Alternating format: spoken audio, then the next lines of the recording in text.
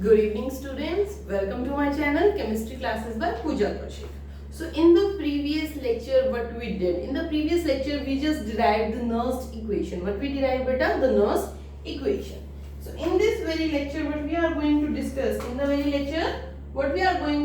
we are going to discuss about what? The applications of your Nernst equation. What? Nernst equation. So with the help of Nernst equation, just let me remind you, okay, what is the Nernst equation? Taking an example of what? Daniell cell. In the Daniell cell, what will happen? The zinc is going to replace the copper 2 positive ions from its solution, and the solution is copper sulfate, leading to the formation of zinc sulfate. That means Zn2 positive ions, okay, and copper is going to you can say that deposit, okay. Firstly it is in the form of what? Solution, and then it will lead to the deposition of copper on the electrode. So this is the Daniell cell. So Nernst equation regarding this, what? The Nernst equation with respect to this is beta, what we did? E of cell.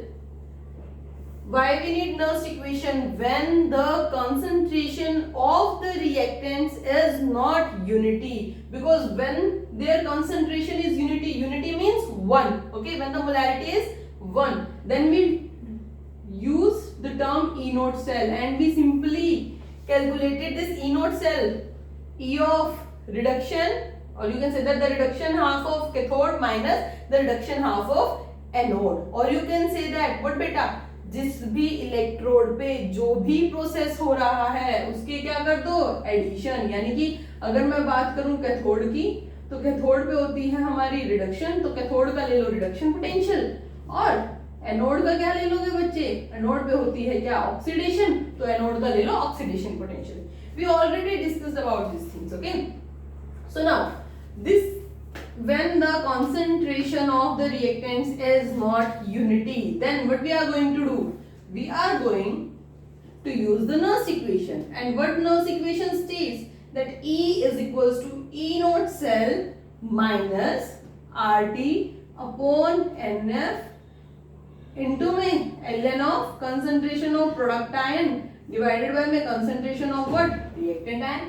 This is what Nernst equation is about. So now the application of Nernst equation. Firstly, we'll discuss about how this Nernst equation is going to help us to calculate what? Equilibrium constant. What beta? Equilibrium constant, or you will represent it with the help of Kc or K, you can say that, okay. So equilibrium constant now we are going to discuss. The term which you should know is about equilibrium. What is an equilibrium? First thing, okay.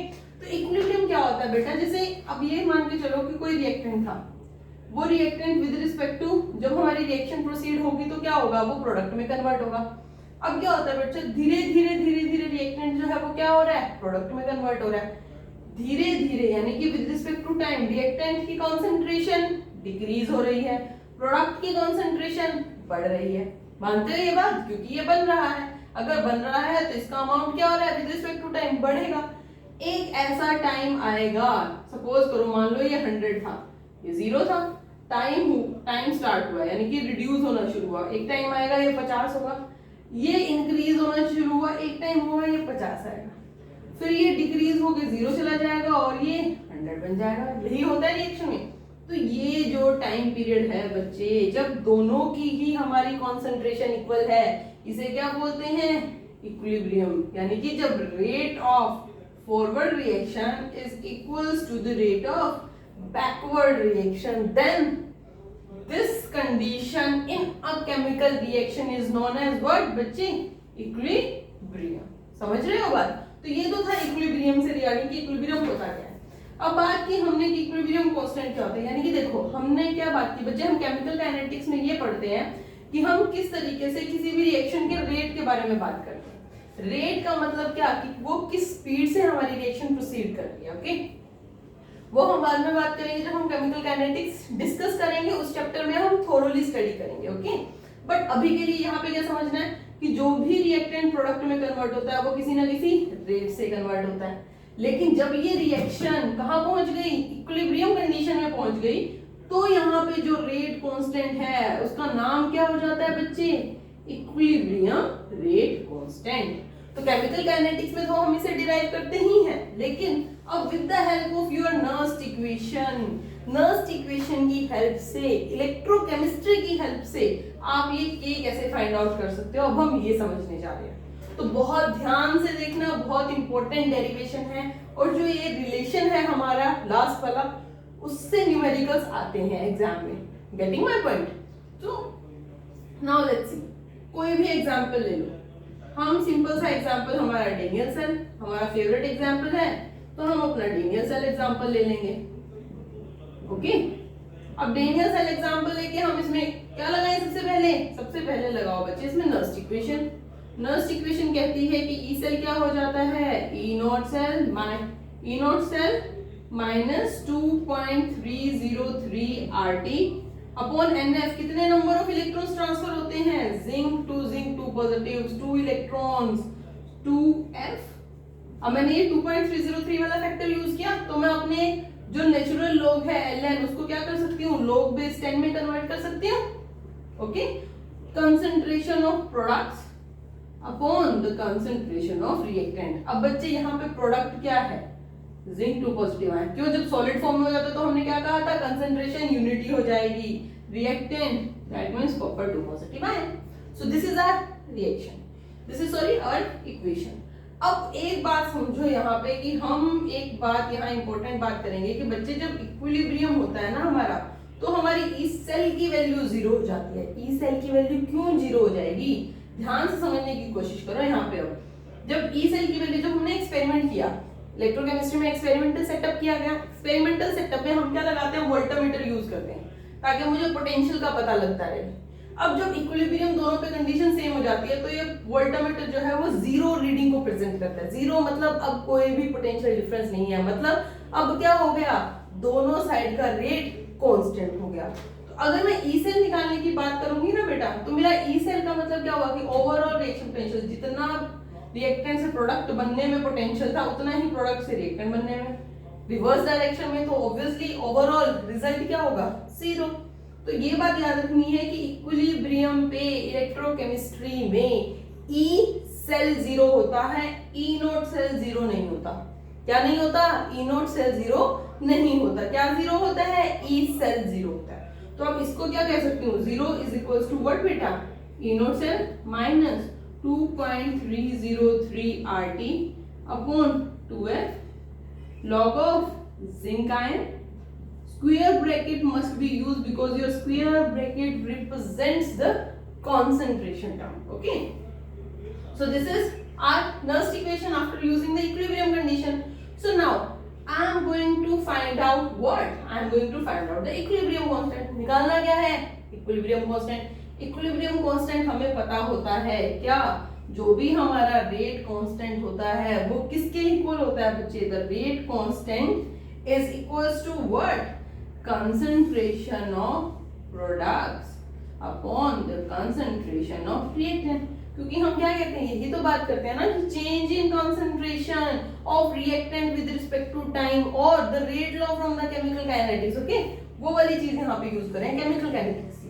ज्यादा bother नहीं करना बच्चे, अगर यहाँ पे ये चीज समझ में नहीं आएगी तो जो केमिकल काइनेटिक्स का चैप्टर हम कवर करेंगे तो वहां पे आपको ये चीज समझ आ जाएगी। ओके, तो अब यहाँ पे क्या बात हुई कि जो केसी है वो क्या है, इस वाली रेशो के इक्वल है।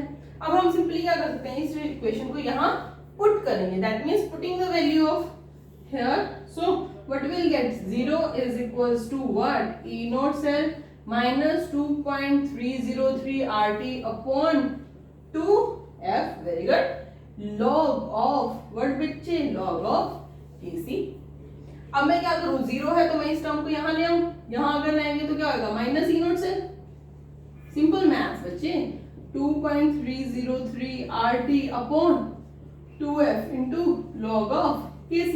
माइनस से minus cancel out. So equation क्या बची लास्ट में कि E naught cell is equals to 2. अब देखो जो ये बार बार हम फैक्टर लिखते हैं ना बच्चे, 2.303। अब यहाँ पे मैं इसको और छोटा कैसे कर सकती हूँ, देखो r की वैल्यू क्या होती है, कांस्टेंट, क्या वैल्यू होती है, 8.314 टेम्परेचर अगर मैं बात करूं कि मैं 298 केल्विन की बात कर रही हूँ, जूल पर केल्विन पर मोल, और हम किसकी बात कर रहे हैं, 298 केल्विन की बात कर रहे हैं। तो जब मैंने ये फैक्टर यहाँ पुट किया, F जो है 96500, ये भी क्या है, एक कांस्टेंट, सबकी वैल्यू फिक्स है तो वैल्यू पुट करके मल्टीपल निकाल लेते हैं। वो मल्टीपल क्या है, 0.059 अपॉन ये 2 इंक्लूडेड नहीं है, ठीक है, ये एज इट इज रहेगा, और साथ में क्या होगा, ln ऑफ केसी। अब वैल्यू सिंपल जनरलाइज्ड इक्वेशन अगर मैं निकालना चाहूं तो मैं क्या कहूंगी, E cell is equals to, या तो ये फैक्टर यूज कर लो या तो ये फैक्टर यूज कर लो, 0.059 अपॉन n इंटू में ln ऑफ केसी। तो हमारे पास क्या बन गई बच्चे, लास्ट में इक्वेशन, या तो ये वाली यूज करोगे या आप क्या करोगे कि यहाँ log ही आएगा, सॉरी बच्चे यहाँ log आएगा, ओके, log ऑफ केसी, ये वैल्यू इंक्लूडेड थी, या फिर क्या यूज करो जो सबके लिए जर्नलाइज हो, E naught cell is equals to 2.303 upon NF into RT into में log ऑफ KC। समझ में आ रहा है? Are you getting the point? So this is how by using the Nernst equation you will be able to calculate what the equilibrium constant। कुछ भी नहीं करना है, जनरल इक्वेशन लेके चले थे डेनियल सेल से, डेनियल सेल से हमने नर्स्ट इक्वेशन लिखी, फिर हमने इक्विलिब्रियम की कंडीशन लगाई बच्चे की इक्विलिब्रियम पे ई सेल क्या होता है, जीरो। क्यों, जितना पोटेंशियल रिएक्टेंट टू प्रोडक्ट जाने का है उतना ही प्रोडक्ट टू रिएक्टेंट बैकवर्ड है, तो overall net result zero. Okay, हमें पता होता है कि इक्विलिब्रियम जो रेट कांस्टेंट होता है, कोई भी इक्विलिब्रियम कांस्टेंट होता है वो क्या होगा, प्रोडक्ट की कंसंट्रेशन अपॉन रिएक्टेंट की कंसंट्रेशन। जस्ट सिंपली इसमें पुट कर दोगे, आपके पास आपकी एक इक्वेशन आ जाएगी कि ई नोट सेल जो है वो क्या है, 2.303 RT upon log of KC के इक्वल है। अब जो हमने ये, सॉरी बच्चे, डेनियल सेल जो यूज की थी, अब इस डेनियल सेल में देखो जरा वैल्यू पुट करके देखो, हमारी वैल्यू जो है वो क्या है, E naught cell is equals to 0.059 upon 2 into में log ऑफ KC। ये हमारा रिलेशन आया। ई नोट सेल मुझे पता होता है कि डेनियल सेल की ई नोट सेल क्या होती है, 1.1 वोल्ट के इक्वल होती है, 1.1 वोल्ट वैल्यू पुट कर देंगे, 2 इधर मल्टीप्लाई में चला जाएगा, 0.059 यहाँ आ जाएगा, किसके इक्वल होगा, log ऑफ KC के। तो KC की वैल्यू क्या आ गई बच्चे, यहाँ से 2 into 10⁻37 एंटी लॉग लेने के बाद हमारे पास ये वैल्यू आ जाएगी। तो यहाँ से क्या होगा, आपका KC डायरेक्टली निकल। तो ये थी नर्स्ट इक्वेशन की एक एप्लीकेशन जिसमें हमने निकाला क्या, इक्विलिब्रियम कांस्टेंट। अब जो नर्स्ट इक्वेशन है बच्चे, अब इसकी जो सेकंड एप्लीकेशन है वो रिलेटेड है तुम्हारे गिब्स फ्री एनर्जी से। अब जो ये गिब्स फ्री एनर्जी, ये टर्म बहुत बार और बहुत फ्रीक्वेंटली आपकी केमिस्ट्री में यूज होती है, ओके, लेकिन चीजें समझोगे तो बहुत आसान है, रट्टा मारोगे तो बिल्कुल भी नहीं है।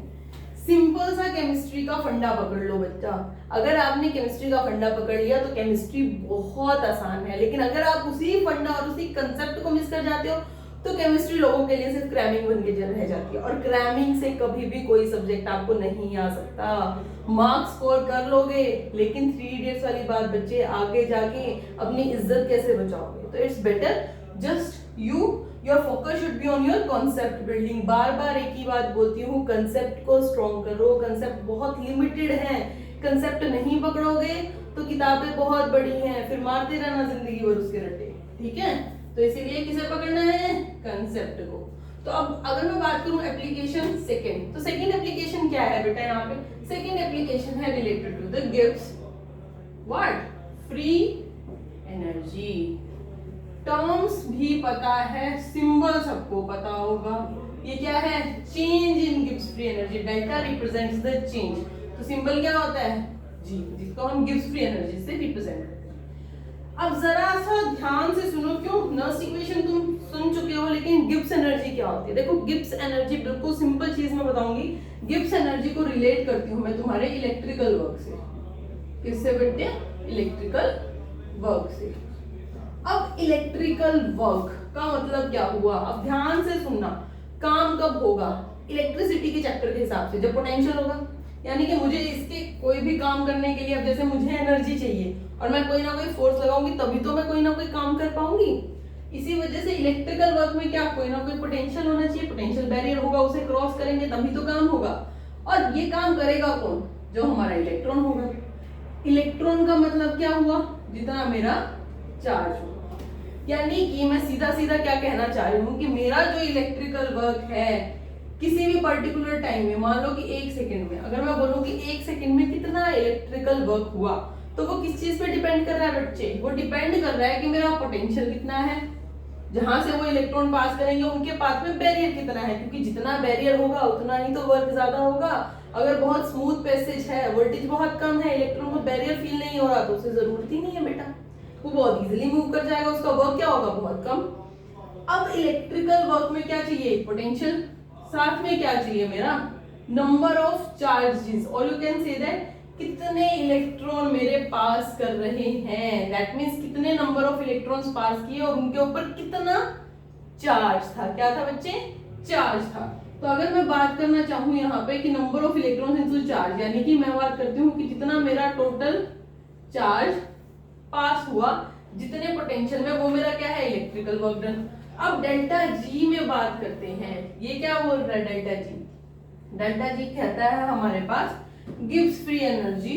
ओके, डेल्टा जी जो है वो इलेक्ट्रिकल वर्क के ही इक्वल होता है, जितना ज्यादा इलेक्ट्रिकल वर्क होगा उतनी ही डेल्टा जी हमारी क्या होगी, नेगेटिव वैल्यू। यानी कि मैं क्या कहना चाह रही हूँ, डेल्टा जी कंज्यूम होगी ना बच्चे, आप क्या करना चाह रहे हो, एनर्जी है।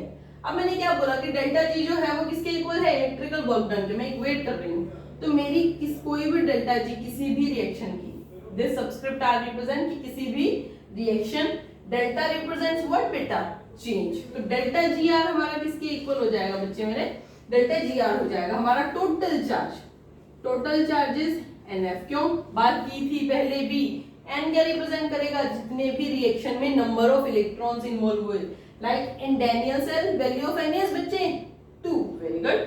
सो अब एफ की बात करें, 96500 कूलम की बात करते हैं, वो क्या है, चार्ज, जितना हमें रिक्वायर्ड होता है तभी तो हम वैल्यू निकालते हैं ना बच्चे, डिवाइड बाय एनएफ क्यों करते हैं, पहले बात हो चुकी, एनएफ में हमारा एफ की वैल्यू कांस्टेंट होती है, किसी भी चीज को रिड्यूस होने के लिए कितने अमाउंट ऑफ चार्ज चाहिए वो हमें बताते हैं जब हम फैराडे कैलकुलेट करते थे। ओके, फैराडेज लॉ भी पढ़े थे हमने। तो एनएफ की बात करते हैं, एनएफ के साथ मैंने बोला कि मेरा क्या होना चाहिए, पोटेंशियल। अब यहाँ पोटेंशियल क्या है मेरी सेल का, that is E of cell minus sign. अब देखो मैंने बोला कि यहाँ क्या आएगा बच्चे, माइनस साइन आएगा। माइनस साइन कहने का मतलब क्या हुआ कि जब मेरा काम होगा तो मेरी गिब्स फ्री एनर्जी डिक्रीज होगी, तो इस डिक्रीज को रिप्रेजेंट करने के लिए मैं साइन क्या यूज कर रही हूँ, नेगेटिव साइन यूज कर रही हूँ। क्या कर रही हूँ बच्चे, नेगेटिव साइन यूज कर रही हूँ। तो अब देखो ये इक्वेशन समझ में आई कि मैंने डेल्टा जी आर को बच्चे इलेक्ट्रिकल वर्क से कैसे कंपेयर किया, कितने नंबर ऑफ इलेक्ट्रॉन निकले, उनके ऊपर कितना चार्ज था, और जिस पाथ से वो जा रहे थे वहां पे पोटेंशियल क्या था, तभी तो टोटल ओवरऑल क्या निकला, मेरा वर्क निकला। ओके, अब मुझे क्या समझ में आता है, नर्स्ट इक्वेशन से मुझे इसकी वैल्यू पता है, तुम्हें भी पता है, मुझे भी पता है, लेकिन हम क्या करने वाले हैं, मैं कहने वाली हूँ कि सपोज कर लो एट कॉन्सेंट्रेशन 1, यानी कि जब मेरे प्रोडक्ट और रिएक्टेंट्स की जब मैं बात कर रही हूँ बच्चे, जब मेरी उनकी कॉन्सेंट्रेशन 1 थी, तो मेरा ई सेल जो होता है वो किसके इक्वल होता है, ई नॉट सेल के इक्वल होता है। यानी कि अब मैं रिप्लेस कर सकती हूँ, बिल्कुल कर सकती हूँ, तो अभी कर देते हैं। तो हम क्या लिखेंगे नई इक्वेशन, डेल्टा जी आर किसके equal, minus n F into E naught cell के इक्वल। ये बात समझ में, तो बच्चे हो गया ना relation. E naught cell easily available to us, अगर मुझे ई नोट सेल पता है तो मैं डेल्टा जी आर निकाल सकती हूँ, अगर मुझे ई सेल पता है तो मैं डेल्टा जी निकाल सकती हूँ। कितना इजी है, सिंपल एक लाइन का रिलेशन, और बहुत ज्यादा इंपॉर्टेंट रिलेशन। इससे एक स्टेप और अगर मैं फर्दर चलना चाहूं तो मैं रिलेशन निकालना चाह रही हूँ अब delta G with respect to what, K, that is your equilibrium constant. Getting my point. अब कैसे रिलेशन निकालूं, ज्यादा घबराने की बात नहीं है। अभी पीछे जो रिलेशन निकाला वो एक इक्वेशन को दूसरी इक्वेशन से रिलेट करना सीखो, तब डेरिवेशन समझ में आएंगे। अगर तुम रिलेट नहीं कर पा रहे हो तो डेरिवेशन समझ नहीं आएगी। तो सबसे आसान तरीका बताती हूँ, डेरिवेशन को थोड़ा सा कंसेप्चुअली समझो और माइंड में जो इक्वेशन है उनको बैक ऑफ द माइंड याद रखो कि अभी मैंने ई नोट सेल का रिलेशन निकाला, क्या निकाला था अभी बताओ, E naught cell is equals to what, 2.303 RT upon NF into में log of what, Kc, यही रिलेशन निकाला, कोई बड़ी बात तो नहीं है, सिंपल सी इक्वेशन है। यही इक्वेशन उठा के हम यहाँ पुट कर देंगे। पुट करने पे वैल्यू क्या आ रही है बच्चे, delta G R is equals to what, minus n F. E naught cell की वैल्यू पुट करके देखो जरा, क्या है 2.303 RT अपॉन एन एफ क्यों चल रहा है, जर्नल। अब मैंने कोई डेनियल सेल की बात नहीं की, मैं सिर्फ जर्नल तुम्हें समझाना चाह रही हूँ। तो माइनस में एन एफ, साथ में क्या लिखेंगे बच्चे, log of KC, n F से एन एफ कैंसल। तो इक्वेशन क्या बनी, delta G R is equals to minus 2.303 RT into में लॉग ऑफ केसी। मेरे पास कंडीशन क्या है, पहले में कंडीशन थी कि इक्विलिब्रियम पे है तो ई सेल 0 बता दी, तो मैं कहाँ पहुंच गई, इक्विलिब्रियम कांस्टेंट पे। अब मेरे पास रिएक्शन सॉरी यहाँ पे क्या है कंडीशन पुट करने को। अब मैंने क्या बोला था, ई नोट सेल यानी कि कॉन्सेंट्रेशन, जब ई नोट सेल की मैंने पुट की है ना बच्चे, तो कॉन्सेंट्रेशन यानी कि सी की वैल्यू क्या है हमारे पास 1 है, तो मैं ये सबस्क्रिप्ट जो है वो हटा भी सकती हूँ। समझ में आया क्यों हटा सकती हूँ, क्योंकि अभी जो मैं डील कर रही हूँ वो किससे डील कर रही हूँ, ई नोट से डील कर रही हूँ। और जब मैं ई नोट से डील कर रही हूँ तो मैं क्या बोल रही हूँ, कंसंट्रेशन ऑटोमेटिकली क्या है, यूनिटी। तो Kc को रिप्रेजेंट कर सकते हो K1 से, because the value of C is 1, और सबस्क्रिप्ट में 1 लिखो ना लिखो कोई फर्क नहीं पड़ता। तो अब इससे तुम्हें समझ में आया कि गिब्स फ्री एनर्जी का रिलेशन। देखो पीछे वाली में सिर्फ एक रिलेशन याद करना था, ये आज क्या समझा आज के लेक्चर में, एक ये रिलेशन जो तुम्हें याद करना है जिसमें न्यूमेरिकल आते हैं, एक ये रिलेशन, और ई की जगह ई नोट सेल वैल्यू पुट करके जो रिलेशन निकल के आया एक लास्ट ईयर रिलेशन। अगर तुम ये तीन रिलेशंस भी याद रख लो, ये तो बच्चे इससे कॉमन सेंस से डिराइव हो जाएगा, अगर काउंट करना चाहते हो तो इसे भी काउंट कर लो। ये 4 रिलेशंस जो है वो बहुत ज्यादा इंपॉर्टेंट है, और डेरिवेशन बहुत ही इजी थी, तुमने खुद देख ली, कुछ नहीं करना। नर्स्ट इक्वेशन ली, इक्विलिब्रियम कांस्टेंट लिया तो इक्वेशन हमारी ये आ गई, ठीक है ना, कंडीशन ली। अगर मैंने डेल्टा जी की बात की तो डेल्टा जी को मेन कंसेप्ट था इलेक्ट्रिकल वर्क से कैसे रिलेट कर दो भाई, पोटेंशियल कितना है, कितने हमारे चार्ज जा रहे हैं, चार्ज मतलब कितने मेरे इलेक्ट्रॉन्स जा रहे हैं और कितना उनके ऊपर चार्ज है।